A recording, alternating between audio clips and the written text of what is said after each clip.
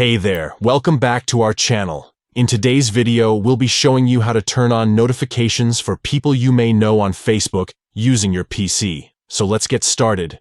Step 1. Open Facebook. Step 2. Click on the notification icon. Located at the top right corner of the Facebook page, this icon looks like a bell. Step 3. Once the notifications drop-down menu appears, you'll see 3 dots next to the See All button. Click on them. Step 4. From the menu that pops up, select Notification Settings, which should be at the top of the list. Step 5. Among the options given, locate People You May Know and click on it. Step 6. Finally, find the switch next to Allow Notifications on Facebook under the These are notifications about people you may know suggestions section. Toggle it on to enable notifications. That's it. You have successfully turned on notifications for people you may know on Facebook using your PC.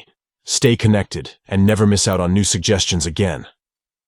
If you found this video helpful, please give it a thumbs up and subscribe to our channel for more useful tutorials.